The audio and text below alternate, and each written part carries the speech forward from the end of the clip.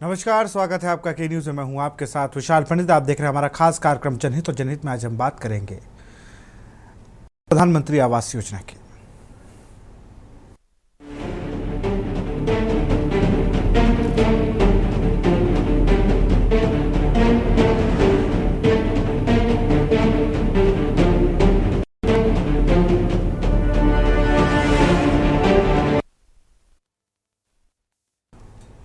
छत मिली मगर कैसे? प्रधानमंत्री आवास योजना का मकसद था हर गरीब को उसकी अपनी छत देना, लेकिन जमीनी हकीकत कुछ और ही है। के न्यूज़ इंडिया की पड़ताल में दो ऐसे मामले सामने आए हैं जहां इस योजना का लाभ सही लोगों तक नहीं पहुंच पाया है। एक और आगरा, जहां कुछ लोगों को पक्की छत मिली और उन्हें मोदी सरकार को दुआएं भी दी। वहीं दूसरी ओर बाराबंकी से दर्दनाक तस्वीरें सामने आई, जहां पात्रों से वसूली की जा रही है और रिश्वत ना देने पर लोगों को अपात्र घोषित किया जा रहा है। रामनगर की उषा देवी को अधूरे मकान के बावजूद 1.1 लाख की वसूली का नोटिस मिला है, जबकि हैदरगढ़ के पेचवारा गांव में महेंद्र अवस्थी रिश्वत न देने की कीमत आज भी भुगत रहे हैं। प्रधानमंत्री आवास योजना का उद्देश्य गरीबों को उनका हक देना है, लेकिन अब भ्रष्टाचार और लापरवाही उस हक में रोड़ा बन जाए तो सवाल सरकार और सिस्टम दोनों से बनता है। सबसे पहले बात करेंगे हम बाराबंकी की, जहां जनपद में प्रधानमंत्री आवास योजना यानी PMAY का उद्देश्य जहां गरीबों को छत मुहैया कराना है, वहीं यहां रोजाना इस योजना को भ्रष्टाचार की भेंट चढ़ती नजर आ रही है। पात्रों को लाभ नहीं है और अपात्रों को लाभ मिलने की कई शिकायतें सामने आई हैं। रामनगर तहसील के ग्राम लौधौरा की निवासी उषा देवी, जिन्होंने प्रधानमंत्री आवास योजना के तहत 2 किस्तों में राशि दी गई थी, अब ब्लॉक सूतरगंज द्वारा 1.10 लाख रुपए की वसूली का नोटिस थमा दिया गया। उषा देवी का आरोप है कि जब उन्होंने मकान बनाना शुरू किया तब ब्लॉक के कुछ अधिकारियों ने निर्माण कार्य रुकवा दिया, जिसपे घर अधूरा रह गया था। अब उन्हीं अधिकारियों की लापरवाही की सजा वसूली के रूप में उन्हें दी जा रही है। पति दिनेश बाजपेयी ने बताया कि उनकी ज़मीन पहले ही कॉरिडोर प्रोजेक्ट में चली गई है और अब तक उन्हें मुआवजा नहीं मिला है। इस परिवार की हालत ये है कि अभी जर्जर मकान में रह रहे हैं, वहीं अधूरा मकान खड़ा है और ऊपर वसूली का दबाव बन रहा है। क्या है आपकी? महेंद्र अवस्थी है। कहाँ के रहने वाले हैं? चरुआ ग्राम। क्या समस्या है आपकी? समस्या ये है कि 2023 में हमारा आवास गिर गया था। एक कच्चा रूम था। गिरने के बाद में एक पाल आए, उसको आपदा में मुख्यमंत्री आपदा में चढ़ा देने के बाद में फिर अधिकारी लोग जांच करने के लिए आए। हमारा मुख्यमंत्री आपदा में चढ़ा दिया।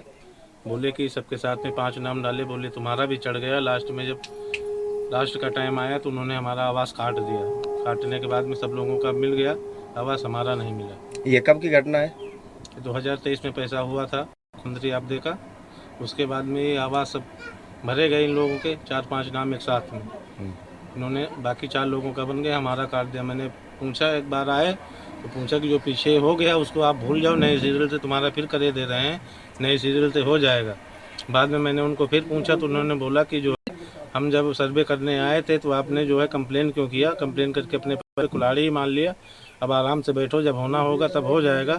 हम लोग गवर्नमेंट के अधीन है, जब चाहेंगे तभी होगा, ऐसा बोल करके गए। जहाँ लोगों को ये सपना दिखाया गया कि सरकार उनके साथ है, उन्हें आवास और तमाम योजनाओं में लाभ दिया जाएगा, वहीं कुछ जिम्मेदार अधिकारी सिर्फ अपनी जेबें गर्म करने के चलते उन्हें इस योजना से वंचित रख रहे हैं। जब इस पूरे मामले की हकीकत जाने आज हम ग्राउंड जीरो पर गए, लोगों से मिले, तो जानकारी होती है कि हैदरगढ़ तहसील, बाराबंकी जनपद की हैदरगढ़ तहसील के पेचरुआ निवासी एक व्यक्ति जिनका मकान गिर गया, क्षतिग्रस्त हो गया, कच्चा मकान था, पूरी तरह से वो पात्र हैं। उसके बाद उनसे रिश्वत की मांग की गई। रिश्वत न देने के बाद उनको अपात्र घोषित कर दिया गया। संबंधित मामले में उनके गांव के लोगों ने, गांव के प्रधान ने भी लिखित पत्र वीडियो को सौंपा और ये बताया कि ये पात्र हैं, इन्हें उसका लाभ दिया जाए। बावजूद इसके सिर्फ रिश्वत न मिलने के चलते उन्हें इस योजना से वंचित रखा गया। ऐसा ही एक मामला बाराबंकी के रामनगर तहसील क्षेत्र का है, जहाँ के निवासी दिनेश काफ़ी समय से चक्कर लगा रहे थे कि उन्हें इस योजना का लाभ मिले, क्योंकि वो पात्र हैं। लाभ मिला, किस्त आई, सिर्फ 2 ही किस्तें आकर के रुक गई। 1,10,000 रुपये का भुगतान हुआ, आधा अधूरा मकान पड़ा रह गया और उसके बाद कुछ मिली भगत के चलते और रिश्वत ना देने के चलते, जैसा कि दिनेश का आरोप है, उनकी किस्तें रोक दी गई। इतना ही नहीं, तहसील से उन्हें उस 1,10,000 रुपये की वसूली का नोटिस भी जारी कर दिया गया। हालात ये हैं कि अब किसी भी आदमी को बिना रिश्वत दिए योजना का लाभ मिलना मुमकिन नज़र नहीं आ रहा है। बाराबंकी से कैमरा सहयोगी नितेश के साथ राहुल त्रिपाठी। ये बाराबंकी की तस्वीर थी। यहाँ लोग पीड़ित थे, लेकिन आगरा, जहाँ प्रधानमंत्री शहरी आवास योजना के तहत आगरा जिले के एतमादपुर विधानसभा के नवलगंज यमुना ब्रिज क्षेत्र में सैकड़ों परिवारों को पक्के मकानों का लाभ मिला।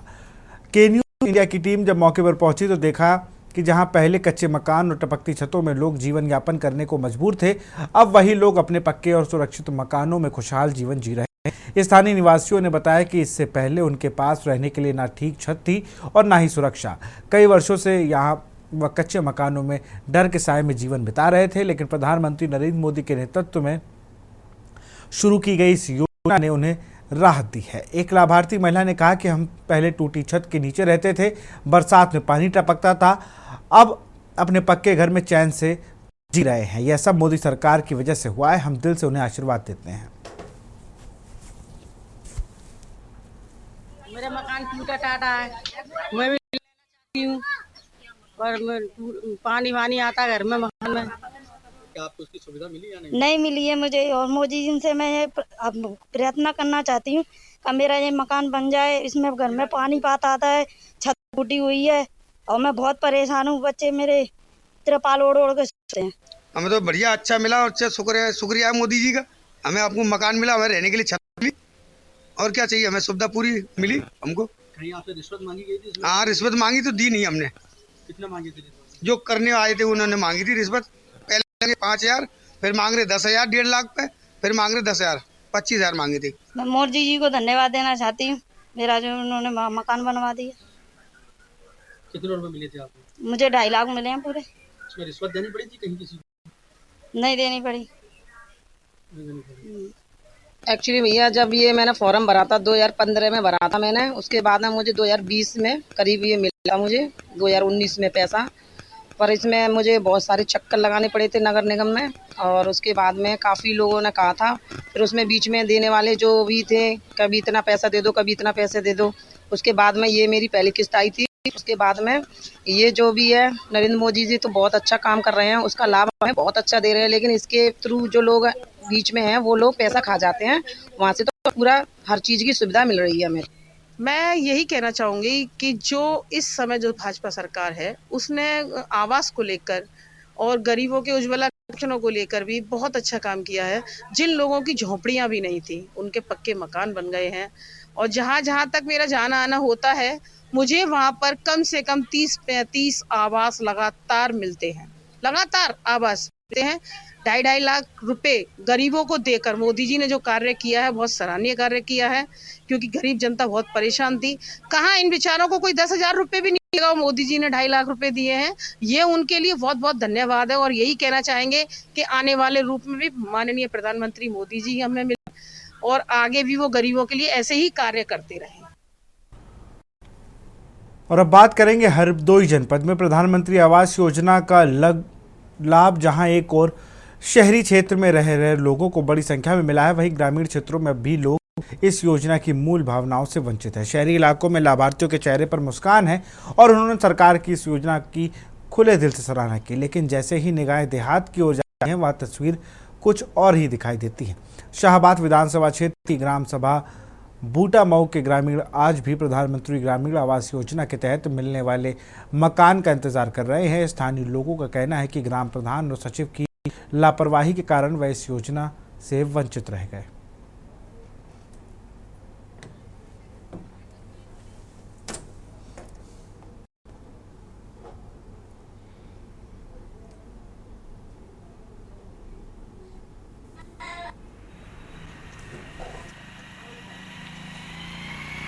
भाजपा सरकार में काफ़ी तरह तरह के विकास हो रहे हैं, बहुत अच्छा काम किया है।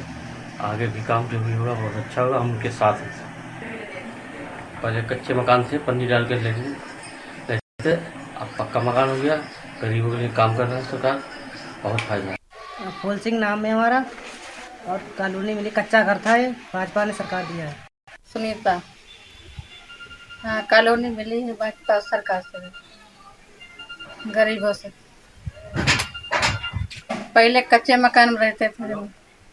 कॉलोनी अधूरी पड़ी जो प्रधान ने पैसा दो उसमें हमने 40,000 पहले कितनी आई तिसमें 20,000 ले ले ठीक है बाद में 70,000 की आई तीमा 10,000 ले ले अब 80,000 रुपया हमें मिलो 70,000 सब तो पैसा तो वो हमने लगाई दो अब हमारे पास पैसा ना है कैसे डराए पा मैं यहाँ आओ तो लिंटर डरावो हम कहाँ से डरावे से जो है यही कहना हो कि हमें कोई सरकारी योजना कुछ मिलता ही नहीं। अब कहना हो कि ये घर मकान मारो खरियान डालो कौन गाड़ा हुई तो गाय कौन ढोगे। आवास नहीं मिला? नहीं मिलो कुछ नहीं। कैसे मकान में रहते हो? क्या मांग करोगे सरकार से आप? अब सरकार से मांग क्या करें जो कुछ सरकार हमें दे। अब बुढ़ौती वक्त। कहाँ रहते हैं आप? बूटा में। आपको किन किन सरकारी योजनाओं का लाभ मिला हुआ? हमें कुछ भी नहीं मिला, ना कॉलोनी मिली ना लेटिन मिली, कुछ नहीं मिला। क्या मांग करोगे सरकार से? यही हमको कॉलोनी मिल जाए, लेटिन मिल जाए और क्या। ग्राम प्रधान क्या कह देते हैं आपके यहाँ के? तो बोलते हैं देंगे मिली तो है नहीं अभी तक। वो जना मिलो कुछ ना हमें शौचालय चाहो खाना कॉलोनी आलोनी कुछ हमें दें। प्रधान क्या कह देते हैं? और प्रधान हमें कुछ सुनता ही सुनता नहीं हमारी हम क्या कर दें। क्या मांग करोगे योगी जी से आप? मांग करें जो कुछ हमें रहीबे कर दें और क्या करें। कहाँ रहते हो? बूटा। क्या समस्या है तुम्हारी? हमने वोट नहीं दिया तो हमको आवास नहीं देने का इनकार कर रहे हैं। कौन इनकार कर रहा? रामपाल प्रधान। किससे क्या मांग करोगे योगी जी से? हमको लैट्रिन हमको नहीं मिली है। और लोगों को मिला आवास? और सबको तो मिला है जिसने वोट दिया है उसको।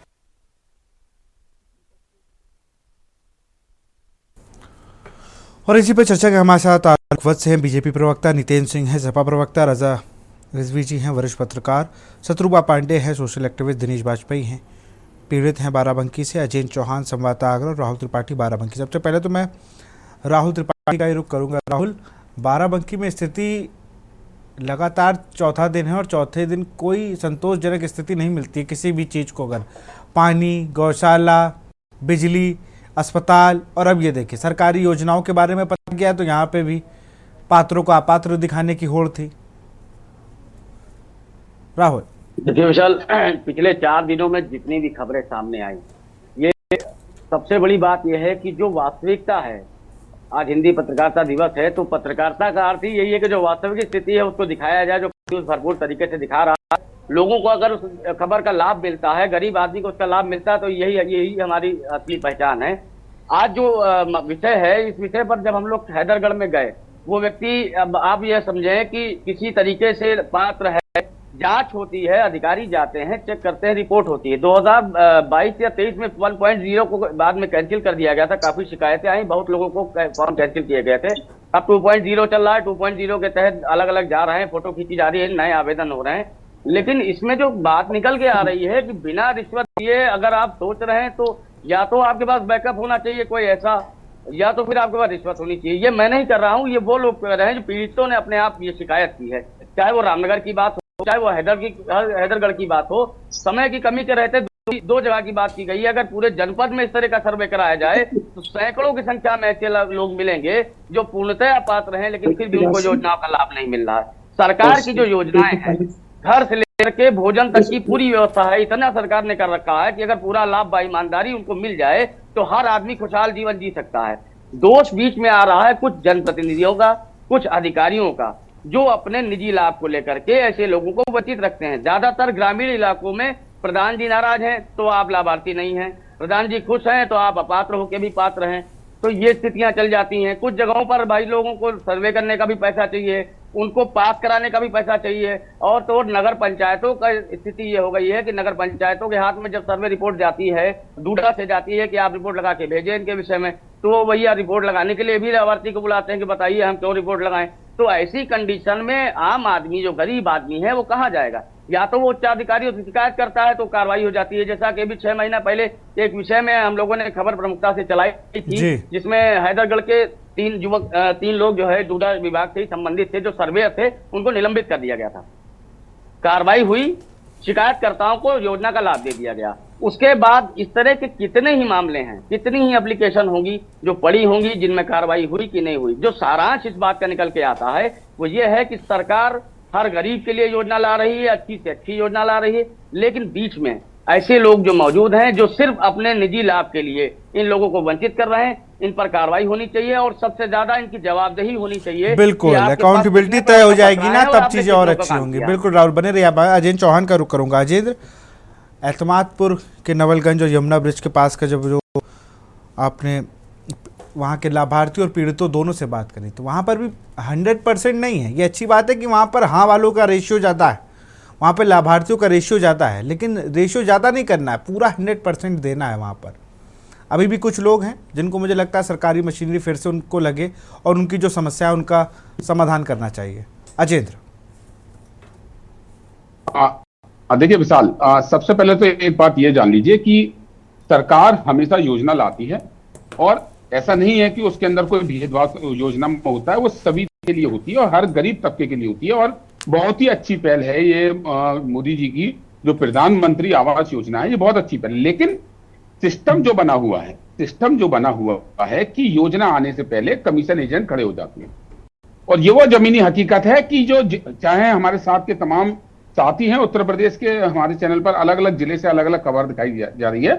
हर जिले में अलग अलग एजेंट हैं और उसका मानक आदमी को देखकर तय किया जाता है। जो प्रधान जी या विधायक या सांसद के नजदीक होते हैं या उनकी जान पहचान होती है, उनको आराम से ये आवास घोषित हो जाती है। लेकिन और जो 2.5 लाख रुपए सरकार की ओर से मकान बनाने के लिए मिलते हैं, अगर हम आगरा की बात कर लें तो पिछले कुछ वर्ष पहले एक ऐसी खबर छपी विशाल, अखबारों में प्रकाशित हुई और के न्यूज ने भी वो खबर दिखाई थी कि 2.5 लाख रुपए एक मकान के लिए होते हैं और एक ही मकान पर 2 बार पैसे पास कर दिए गए। और ऐसा एक नहीं, फोटो दूसरा लगा दिया गया। एक घर अगर 2 भाई 2 लोग हैं, एक 2.5 लाख रुपए पत्नी के नाम दे दिया गया और 2.5 लाख रुपए पति के नाम। किराएदार को भी मकान मालिक बनाकर दलाल मकान दिला देते हैं। अगर कोई पुराना किराएदार है तो उस पर किराएदार को आराम से 2.5 लाख रुपए मिल जाएगा। तो यहां सीधा सीधा खेल कमीशन का है। और जो तस्वीरें आगरा की दिखाई हैं उसमें अधिकतर, अगर एतमादपुर विधानसभा की बात कर रहे हैं तो विशाल अधिकतर तमाम लोगों को यहां मिली। लेकिन वही जो और जगह हैं, तमाम जगह हैं। और नगर निगम की अगर बात करें तो अगर जैसे कि मैंने एक तस्वीर वीडियो में दिखाया कि 2015 में उसने आवेदन किया और 2021 में उसको आकर मकान मिला। तो सोचिए 6 साल तक योजना चलती रही, कभी ऊपर कभी नीचे, दलालों की सेटिंग होती रही। जैसे जैसे बात बनी वैसे वैसे काम होता गया। तो लगातार अधिकारी, ऐसा नहीं है कि अधिकारियों की जानकारी में ये मामला नहीं है, क्योंकि ये बात पीड़ितों के द्वारा कही जा रही है कि हमसे पैसे मांगे गए।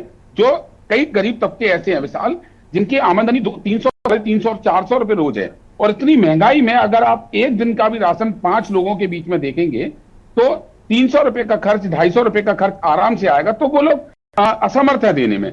तो वो मलिन बस्तियां टाइप की जो स्लम एरिया होते हैं वो वहां पर अपना झोपड़पट्टी डालकर रह रहे हैं। और एक उम्मीद जरूर उनको जगी है, क्योंकि प्रधानमंत्री नरेंद्र मोदी या सूबे के मुखिया योगी आदित्यनाथ लगातार इस बात पर जोर दे रहे हैं कि जो जरूरतमंद है उसको मकान मिलना चाहिए। और हम भी लगातार इसी बात को कहना चाहते हैं और अपने इस जो हमारे जो कार्यक्रम चल रहा है जनहित में, इसके माध्यम से हम ये कहना चाहते हैं कि जो हकीकत में जरूरतमंद है, इसीलिए मैंने शो का नाम भी वैसे ही, हमारे शो का नाम भी वही है, छत मिली मगर कैसे मिली, कैसे। ये भी तो छत मिलना बड़ी बात है ही और मिली कैसे, ये भी एक बड़ी बात है। बने रहिए अजेंद्र आप हमारे साथ अंबुज मिश्रा जुड़े हुए हैं हरदोई से, हमारे संवाददाता।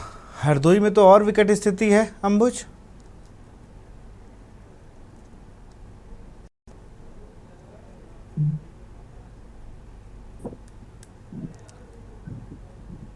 अंबुज आपकी आवाज हम तक नहीं आ रही है।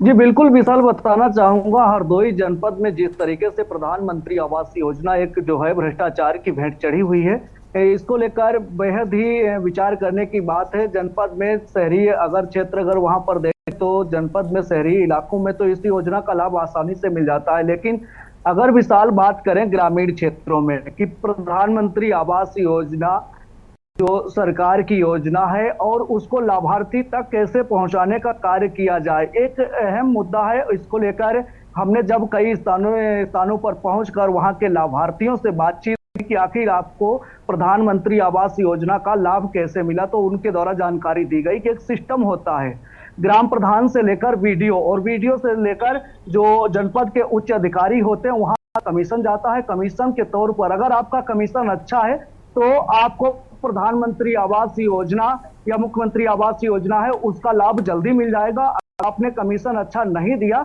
तो उतनी ही देरी होती चली जाएगी। जनपद में इस प्रकार की योजनाएं जो है पीएम आवास योजना को लेकर कई एक ग्राम सभाओं में हमारी टीम पहुंची हुई थी, तो उनके द्वारा बताया गया कि हमने प्रधान को वोट नहीं दिया, तो उनके द्वारा प्रधानमंत्री आवास योजना की लिस्ट में हम जो थे वहां से हमारा नाम काट दिया गया। दूसरी जगह ग्राम प्रधान है जो प्रतिनिधि है, ये मदनापुर का मामला है, वहां पर ग्राम प्रतिनिधि के द्वारा प्रधानमंत्री आवास योजना के तहत उन पर पहले ही रिश्वत ले ली गई, जिससे उनका अधूरा आज भी मकान पड़ा हुआ है, जिसके चलते उनके मकान पर आज भी अभी तक जो है छत नहीं पड़ पाई। जनपद की विकासखंड भरकनी क्षेत्र की तमाम ऐसी ग्राम सभाएं हैं। एक ग्राम सभा भैलामऊ आती है, भैलामऊ ग्राम सभा में तमाम ऐसे लोग हैं जो लाभार्थी नहीं है, लेकिन प्रधानमंत्री आवास योजना ग्राम सचिव की मिली भगत और ग्राम प्रधान की मिली भगत से उनको भी लाभार्थी बना दिया गया। जिनके पक्के मकान हैं उनको खेत में या कहीं दूसरी जगह वो स्थान दिखा, वहां पर प्रधानमंत्री आवास योजना का उनको लाभ दिया गया है, मुख्यमंत्री आवास योजना को उनको लाभ दिया गया। यानी कि यूं कहा जाए कि हरदोई की जो विकासखंड भरकनी है वहां के क्षेत्र के जो लोग हैं, भैलामऊ समेत अन्य ऐसी ग्राम सभाएं हैं जहां पर पात्र ना होते हुए भी उनको पात्र बना दिया जाता है। अगर आप कमीशन देते हैं तो ग्राम प्रधान और सचिव आपको पात्र घोषित कर देता है। अगर उनके द्वारा बताई गई फीस आप नहीं दे पाते हैं तो आपको उस लिस्ट से यानी लाभार्थी लिस्ट से ही अलग कर दिया जाता है। इस संबंध में आज हमने जो विकासखंड भरखनी के वीडियो हैं उनसे फोन से बात करने की बात की और उनसे पूछा कि सर हमें उसको लेकर प्रधानमंत्री आवास योजना की जो विकासखंड क्षेत्र के अंतर्गत जो आवास योजना आए हैं उस पर आपकी बाइट लेनी है, तो उनके द्वारा बताया गया है कि जो जिलाधिकारी हरदोई हैं उनके निर्देश पर हमें एक चक्रोड की नाप करने के लिए भेजा गया। टोडरपुर विकासखंड के लेके वहां के लेके गया तो उन्होंने बताया कि हम एक वहां बैठक में हैं, बैठक के बाद आपसे करेंगे, लेकिन कई बार संपर्क किया तो उनसे संपर्क नहीं होता है, अधिकारी मौके से चले जाते हैं। इससे तो यही साबित होता है कि ग्राम प्रधान सचिव हो या सेक्रेटरी हो या पंचायत मित्र हो, यहाँ से लेकर जिले स्तर तक की एक चयनित गठित होती है, टीम होती है और टीम के माध्यम से ये रिश्वत लेने का सिलसिला जारी होता है। बिल्कुल हमारे साथ नितेंद्र सिंह हैं वहां तक चलती है और उसके बाद नितेंद्र सिंह हैं सपा प्रवक्ता। जी विशाल, बहुत स्वागत है नितेंद्र भाई। प्रधानमंत्री आवास योजना, नाम से ही प्रधानमंत्री का नाम जुड़ा हुआ है। इंदिरा आवास सुना हम लोगों ने, तमाम काशीराम आवास योजना चली यूपी में, लोगों को मिलते थे इसके, लेकिन अब कमीशनखोरों अधिकारियों की लापरवाही, सबने मिलकर एक ऐसा रैकेट तैयार कर लिया है प्रदेश भर में जो टॉप टू बॉटम पूरा ठेका लेता है, फॉर्म भरवाने से लेकर मकान दिलवाने तक का। जी विशाल जी धन्यवाद। आज आपने बहुत महत्वपूर्ण और जमीन से जुड़े मुद्दे पर चर्चा कर रहे हैं, इसके लिए आपको के न्यूज को बहुत बहुत धन्यवाद। देखिए ये सच है कि पहले भी योजनाएं होती थी, प्रधानमंत्री के नाम पर होती थी, मुख्यमंत्री के स्तर से भी प्रदेश की योजनाएं होती थी, हमारी सरकार में भी लोहिया आवास योजना, जनौषधि के नाम से बहुत सारी योजनाएं चलती थी और सीधे सीधे जो गरीब था, कमजोर था, उसको उस योजना का लाभ मिलता। लेकिन इस सरकार में एक तरफ तो प्रदेश में मुख्यमंत्री जी बैठे हैं, भगवा वस्त्रधारी हैं, संत रूप में हैं, बड़े सम्मानित हैं, उनकी एक अपनी इमेज है प्रधानमंत्री जी का, लेकिन जिस तरीके से संगठित भ्रष्टाचार हो रहा है नीचे प्रधान से लेकर के और जिलाधिकारी और विकास भवन तक के सीडीओ के स्तर तक का जिस तरीके से कार्यक्रम चल रहा है, ये आपके जो ग्राउंड जीरो पर रिपोर्टिंग कर रहे हैं आपके संवाददाता, इन्होंने और डायरेक्ट पब्लिक से बात कराई। इससे ज्यादा और खुलासा हम लोग चूंकि कोई बात कहते थे, अभी लोगों ने लाभोल प्रदर्शन किया इन्हीं अनियमितताओं के चलते हुए, तो ये कहा जाता है कि विपक्ष है, विपक्ष का काम तो कहना है, लेकिन वास्तव में आप जब जमीन में आपके संवाददाता गए, आपके रिपोर्टर गए, उन्होंने जमीनी हकीकत दिखाई। इसके लिए मैं उसको धन्यवाद देता हूं और मैं मांग भी करता हूं उत्तर प्रदेश की सरकार से, ये जो संगठित भ्रष्टाचार हो रहा है इस पर लगाम लगानी चाहिए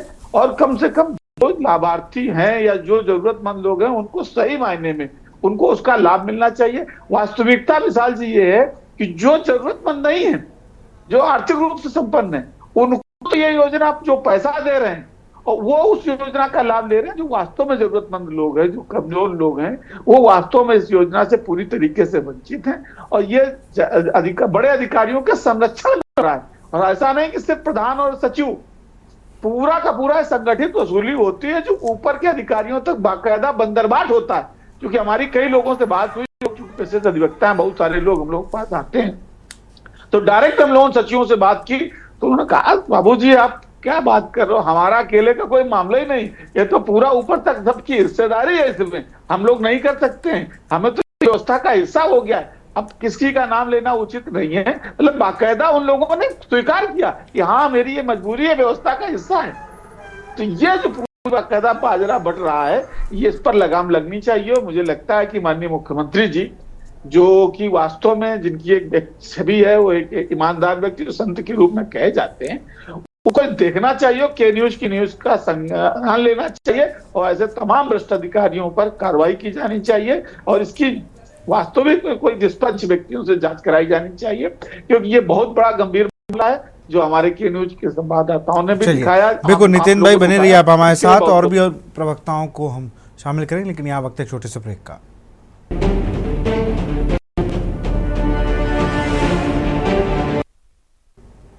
ब्रेक के बाद आपका स्वागत। सीधे रुक करूंगे हम, हमारे साथ शत्रुपा पांडे जी भी हैं, सोशल एक्टिविस्ट। उससे पहले मैं रुक करूंगा रजा रिजवी सर का। सर, कई सरकारी योजनाएं आप लोगों ने बहुत करीब से देखी हैं, क्योंकि आप लोग लगातार राजधानी लखनऊ में और प्रदेश और देश के अन्य क्षेत्रों में रहे। आप लोग ने बहुत करीब से देखा इन योजनाओं में किस तरीके से क्या क्या चीज़ें हुई हैं।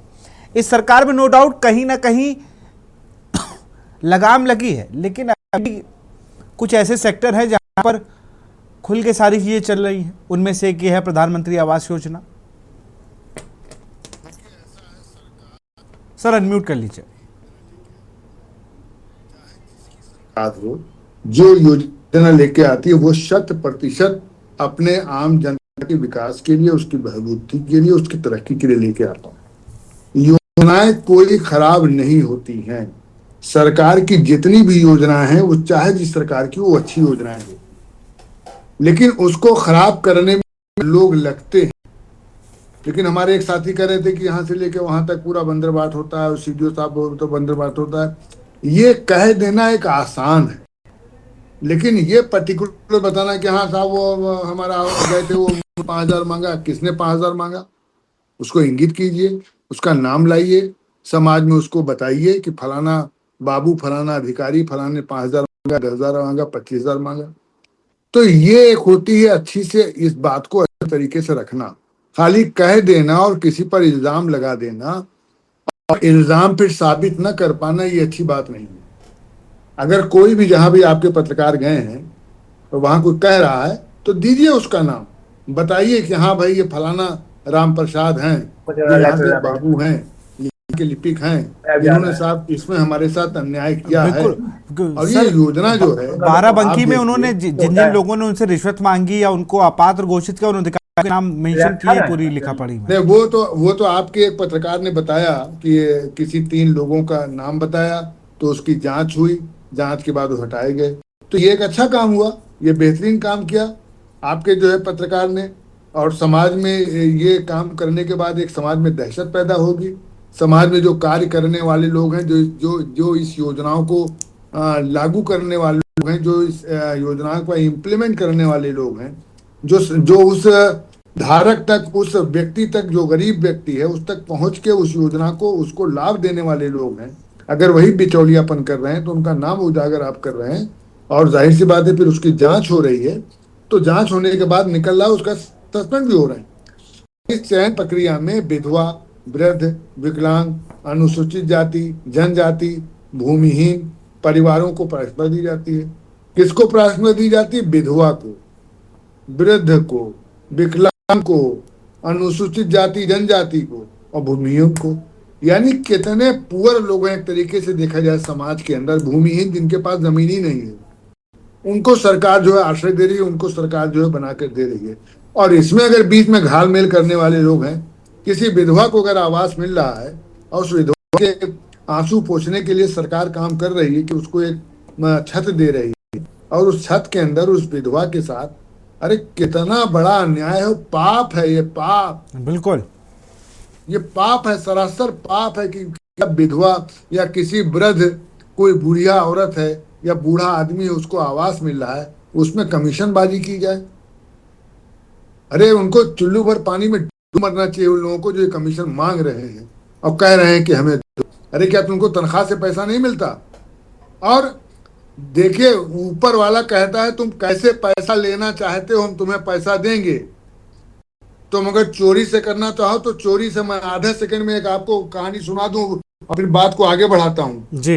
हजरत अली अलैहिस्सलाम जो है वो अपना घोड़ा लेकर के एक साहब से मिलने गए, तो एक आदमी खड़ा था, उससे कहा तुम हमारा घोड़ा देखे रहना।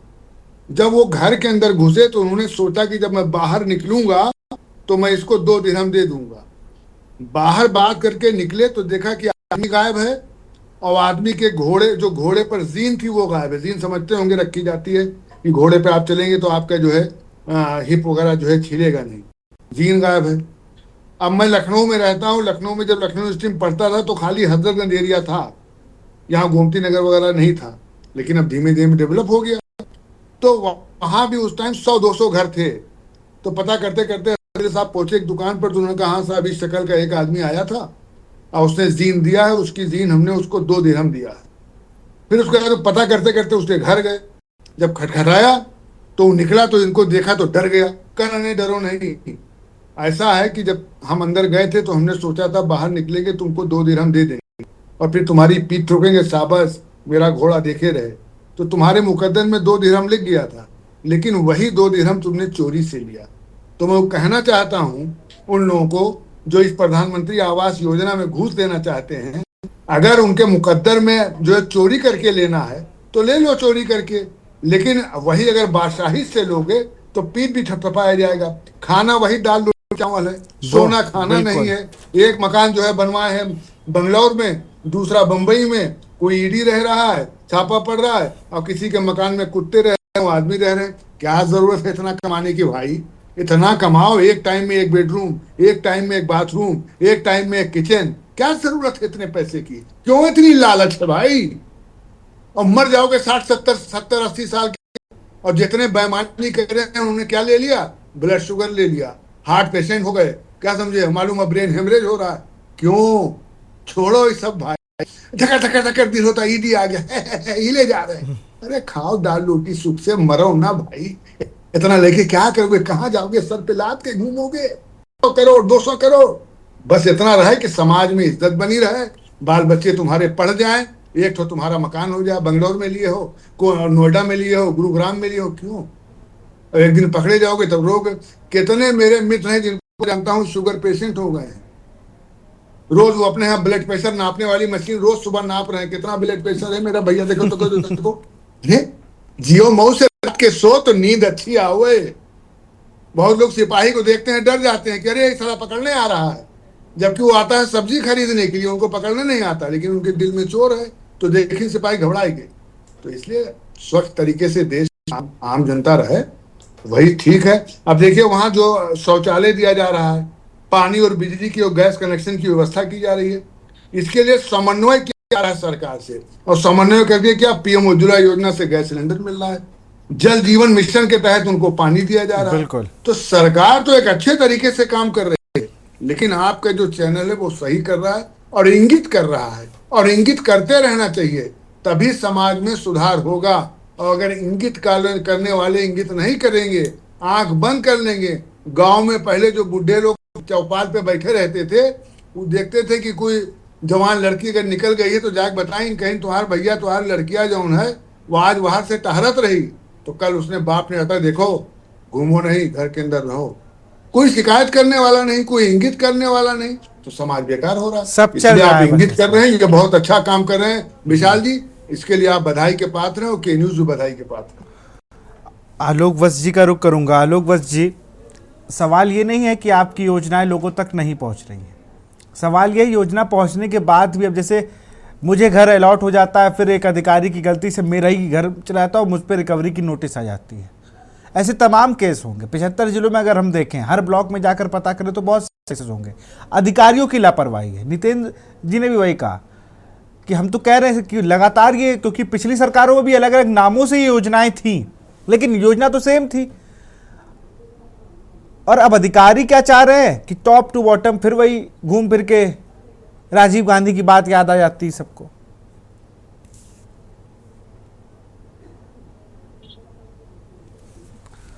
आलोक जी अनम्यूट कर लीजिए, आलोक जी, इससे हम आपको सुन पाए।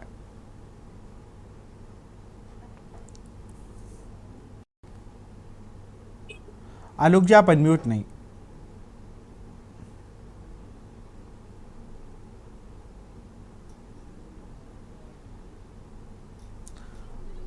आपको मेरी आवाज आ रही है? हाँ आलोक जी आ रही है। देखिए विशाल जी, जो वरिष्ठ पत्रकार रिजवी साहब ने कहा वो नेक बातें कही इन्होंने। ऐसा समाज होना चाहिए, लेकिन समाज तो बहुत लालची है और ये कलयुग है। कलयुग के दौर में मनुष्य जानवर की प्रवृत्ति का हो गया है। सोचिए विशाल जी, 3 बरस की बच्ची के साथ बलात्कार होता है, ये कल्पनीय अकल्पनीय चीज है। जानवर ही ऐसा कर सकता है, मनुष्य तो नहीं कर सकता। हम बंदर युग से आए थे, हम दोबारा बंदर युग में जाने की तैयारी में लगे हुए हैं। जिस तरीके की मानसिकता हमारे लोगों की देश में हो रही है, मैंने तो एक कड़ा एग्जाम्पल दिया, लेकिन ऐसी बहुत सी घटनाएं हैं। और एक चीज जान लीजिए कि मोदी जी ने जितनी कल्याणकारी योजनाएं दी हैं भारत के गरीब जनता को, उसका लाभ तो उनको मिल रहा है, लेकिन जो राह में कंटक हैं वो लोग उस राह को अवरुद्ध कर रहे हैं। इसको मानने में मुझे कोई गुरेज नहीं है। और घूस का दर भी बढ़ा दिए हैं, ये कह के कि मोदी जी का राज है। अरे मोदी जी का राज है, इतने डरते हो तो लो ही मत। ज्यादा लेने से तुमको कैसे मोदी जी का डर खत्म हो जाता है? यकीन मानिए, जिस आदमी के 500 रुपए में काम होता था वो आज की डेट में 2500 रुपए मांग रहा है। और ये सिस्टम में घुस गया है। स्पीड मनी कहिए, फैसिलिटेशन मनी कहिए बड़े लोगों के जुबान में, और छोटे लोग जो एकदम निहायत गरीब हैं, जो किसी तरीके से जीवन यापन कर रहा है, उसको भी ये दरिंदे नोचने के लिए तैयार है। ठीक कहा रिजवी साहब ने, एक बुढ़िया जिसके पास कुछ नहीं है उसको भी नोच के खाने के लिए तैयार है। तो इसके लिए समाज में हर चीज पुलिस और नेता नहीं कर सकते। बिल्कुल सही बात है, जब तक हम आप नहीं बदलेंगे, जब तक समाज के उत्कृष्ट लोग, महिलाएं या पुरुष, इस बीड़ा को नहीं उठाएंगी, ये गाड़ी जस की तरह चलती रहेगी। और मूक दर्शक बनके लोग देखते रहेंगे। जो इसमें जरा तेजी दिखाएगा, यकीन मानिए वो शिकार हो जाएगा। इतने कानून उस पर कस दिए जाएंगे कि उसको किसी भी चीज से अपात्र घोषित कर दिया जाएगा। तो जब तक ये जागृति समाज में नहीं आएगी, हम दूसरे चीजों में उलझे हैं, जबकि हमें इन चीजों पर गौर करना चाहिए, इन चीजों पर हमें कार्यरत होना चाहिए।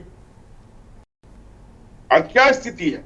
मोदी जी की सारी जन कल्याणकारी योजनाएं बहुत ही लाभप्रद है एक गरीब आदमी के लिए, लेकिन आपने जितने लोगों का इंटरव्यू लिया, शायद एक ही दो ने कहा कि हम सेटिस्फाइड हैं।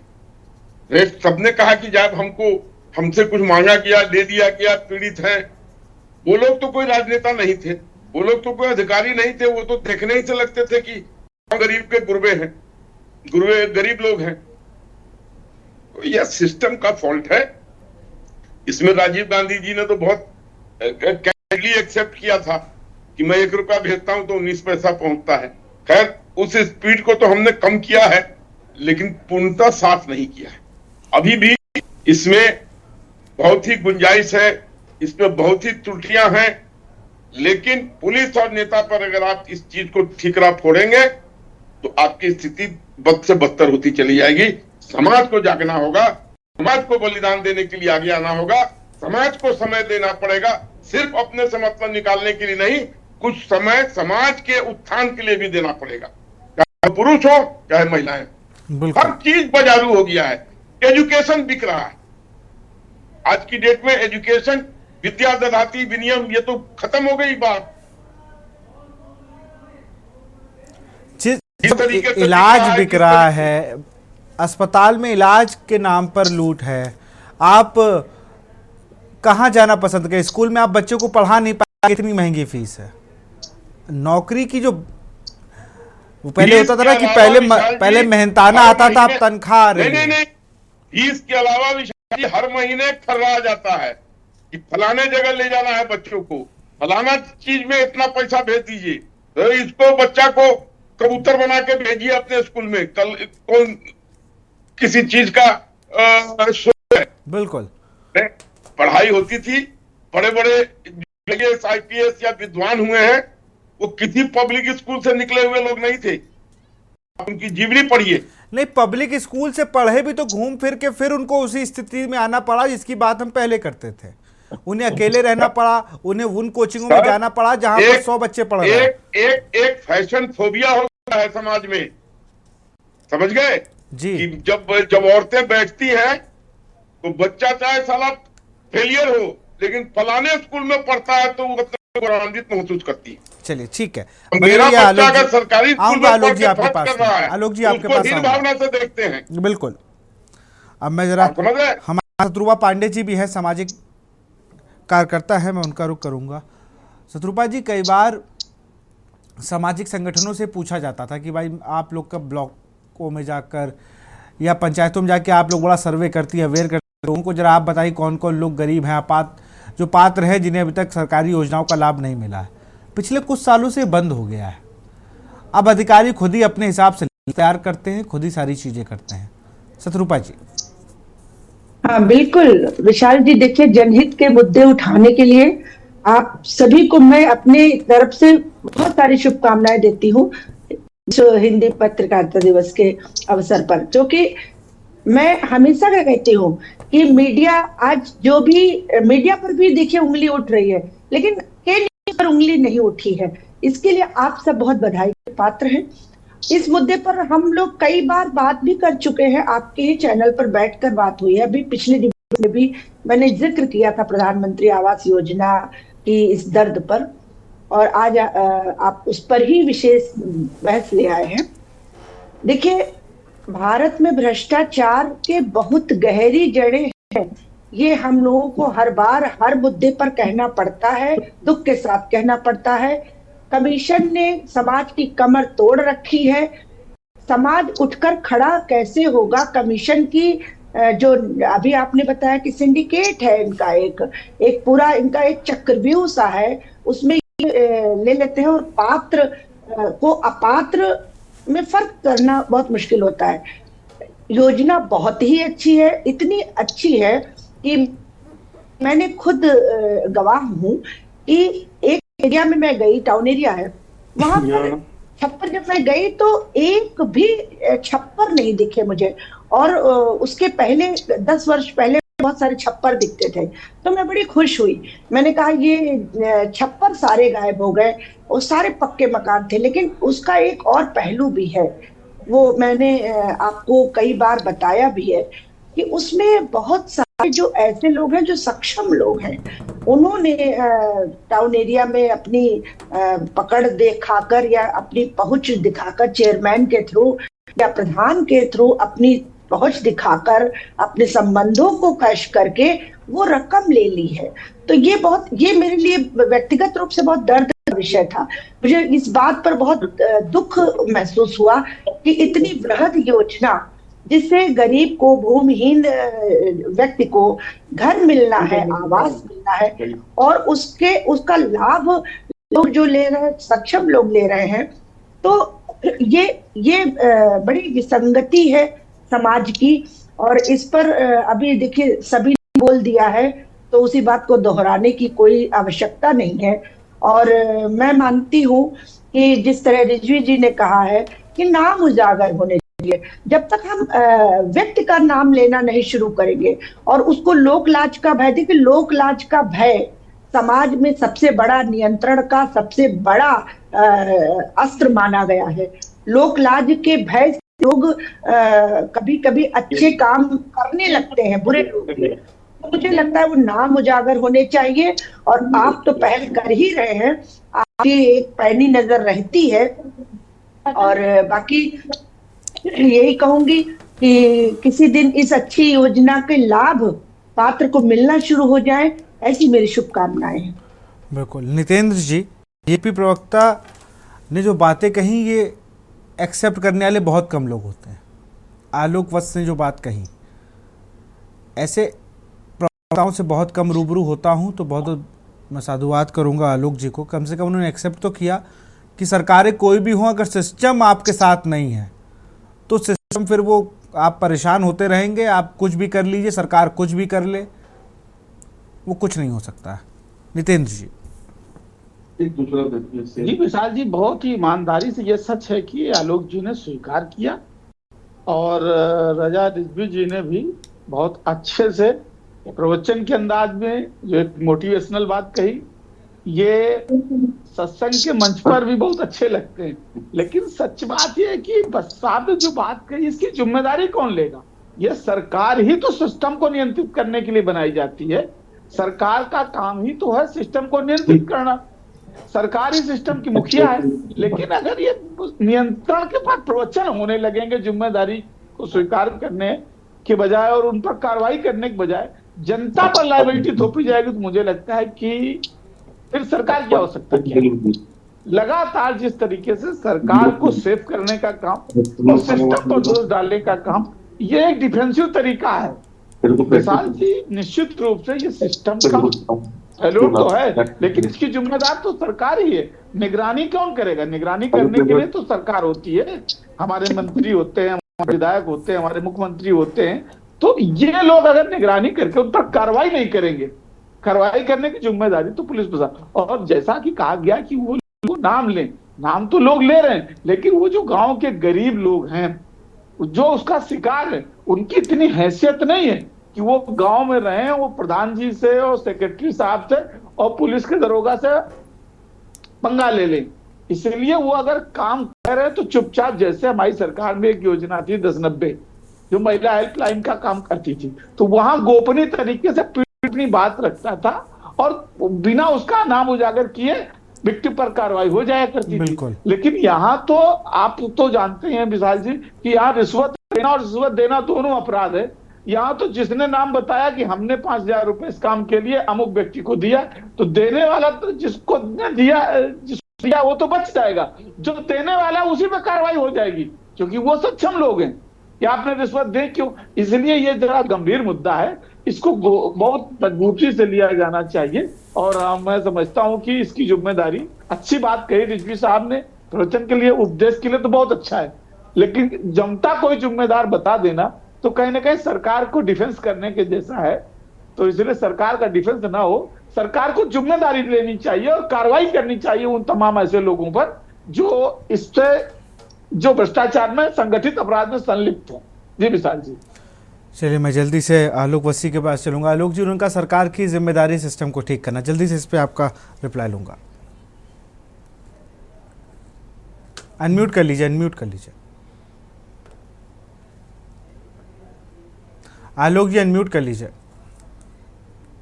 अभी सरकार ने तो अच्छी योजना लाई है, रिजवी जी ने भी कहा कि नहीं अच्छी योजना है, और सरकार ने उसको जो उसका चेन है, जो उसका सिस्टम है, उस पर डाल के उसको डिस्ट्रीब्यूशन के लिए दिया। लेकिन जब सिस्टम ही में रोग लगा हुआ है, उसको सिर्फ सरकार छुड़ाएगी उस दाग को, ये मैं नहीं मानता। मैं कितने वर्षों से देख रहा हूं ये चीजें खत्म ही नहीं होने का नाम ले रही। ये जस है। आप तो इसमें समाज को भी जागृत होना चाहिए। मैं मानता हूं सरकार की जवाबदेही है, लेकिन समाज की भी कोई जवाबदेही या पल्ला झाड़ के खड़े हो जाए।